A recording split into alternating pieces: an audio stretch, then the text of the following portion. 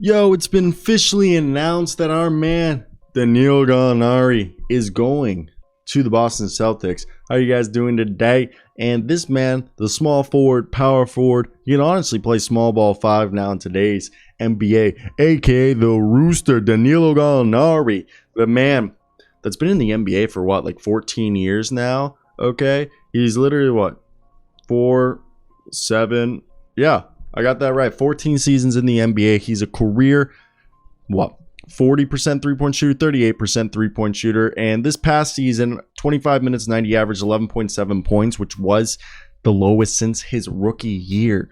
But something I want to talk about, I really think Danilo Gallinari, I know Malcolm Brogdon is going to be their 6th man, arguably.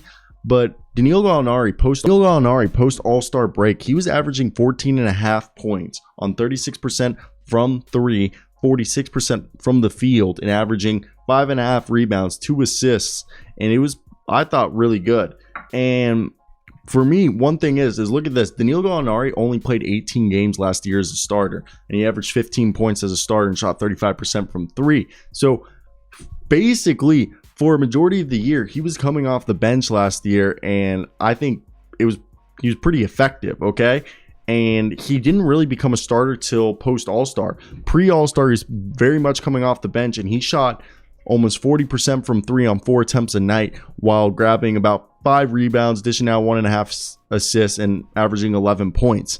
And that was all in 23 minutes a night. And I expect him, they're going to tell him, just launch it, Danilo. Just launch it. And the deal that he signed, okay? So Danilo Gallinari got himself a good deal. He's making over $17 million this year, combining the 2-year, $13.3 million deal he signed and the partial guarantees he got from the Spurs for being waived. And the thing is you have to understand, last year he primarily came off the bench. He only started 18 games last year, and he averaged 15 points a game as a starter, shot 35%. But look at this. This is a guy who primarily he was off the bench, and off the bench he averaged about 11 points a night, shot almost 40% from 3, averaged about 5 rebounds a night, almost 2 assists, and about half a steal a night. And I personally think if you look at this Boston Celtics roster, if the starting point guard is going to be Marcus Smart, they're going to run shooting guard Jaylen Brown, Jason Tatum at small forward, power forward, and center Al Horford and Robert Williams. We assume the backup front court is going to be Danilo Gallinari and Grant Williams, with Derek White, Derek White, Malcolm Brogdon, and Peyton Pritchard backing up Marcus Smart and Jaylen Brown at the backcourt, and them having different lineups, with Danilo Gallinari probably playing a little bit of small forward, but primarily power forward, because I expect them to maybe use Sam Hauser a little bit more next year, because it seems like they're kind of high on him. And I truly believe this is a team that Danilo Gallinari, I personally think that, yes, Malcolm Brogdon is going to be the 6th man, which we've discussed earlier, but I think Malcolm Brogdon is cool and all, but check this out, okay? Malcolm Brogdon last year, he averaged 19 points a night in 36 games that he played. He wasn't healthy, and I think the best version of Malcolm Brogdon, like the healthiest version where he played 75 games, he played 26 minutes a night. So I think they're going to be playing him closer to 25 minutes, and Malcolm Brogdon is going to be closer to a 13 points per game guy, which is fine. I think Danilo Gallinari is going to be also between 13 and 15 points. I think Brogdon or Danilo Gallinari are going to have the chance to win, what would you call that? 6th man of the year. I don't know why I just forgot about what that award was called, but I truly believe that the Boston Celtics currently have the 6th man of the year. I think the Boston Celtics will be similar to the Utah Jazz 2 years ago. You remember the Utah Jazz? It was either going to be Joe Ingles or Jordan Clarkson. One of them was going to win 6th man of the year, and I think that's what's going to happen. Malcolm Brogdon's going to be Jordan Clarkson. Actually, I take this back. Malcolm Brogdon is going to be Joe Ingles, and Danilo Gallinari is going to be the Jordan Clarkson.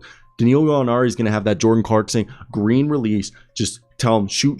When you come in the game, shoot like 5 to 6 3-pointers. We want you to have at least 6 3-pointers a night. Take 10 field goals a night, and you're big enough to have that Lowry Markkanen effect, that when we put you out on the wing, even though you're not as athletic as the wing players, you're bigger than most wing guys, so your size will be able to counteract the fact that they're going to try to get past you. And for me, I think that's the right move. That's the move that they should be making, and one that's probably going to be overlooked. But all in all, I think this is a team that people are undervaluing the signing of Danilo Gallinari, who purposely, I think Danilo Gallinari is a fantastic basketball player who, I think it continues to be underrated. I think he didn't get his notoriety until he went to the Clippers, and then he went to the Thunder. And for me, I think the Celtics are getting a guy who in a 2-year deal is good. I think this is good, and I think he's going to be 34. Yes, he's a sharpshooter, but he brings size and shooting. And the reason why they needed him is their bench was inconsistent, especially at shooting, and was undersized. And yes, there's lingering questions whether Gallinari will be able to hold up defensively for a team that the Boston Celtics identity is on that floor, but I think Emi Udoka will do it. And also reported there is a second-year player option, which means this could just be a 1-year rental, which is fine with the Celtics, but they literally had no scoring. And Gallinari's good. This is a guy who's a 6'10" demon who's a career 38.2% three-point shooter over the last 13 years, and he's shot almost 41% since 2019. And his size lets him shoot over small defenders, and the Celtics are familiar with what he's able to do. And Gallinari takes care of the ball and he keeps it moving to other shooters. He's a solid free throw shooter, and the Hawks' offensive rating was a blistering 118.4 when Gallinari was on the floor. And Gallinari is a he's arguably probably going to be their worst defender. If Gallinari isn't knocking down shots, though, it might be hard to keep him on the floor, but I still think he could be an effective player for them on a consistent basis. I truly do believe that, and I think that for the price tag, he's great. He provides a dash of veteran experience to a very young bench, and he's a guy who it's what they needed in Gallinari, and this is why I continue to champion the thought that Gallinari could be a 6th Man of the Year candidate. And I mean, this guy is also a career lifelong Boston Celtics fan, so we already knew that this was going to be happening. So Danilo Gallinari, I just think Danilo Gallinari is just the man. 9, 8. I don't know, guys. I think this is the end of the video. The last video I actually this is the second time recording this video because the first one the audio got corrupted, and I've been meaning to do something about that. So guys, I love y'all. Do whatever you want.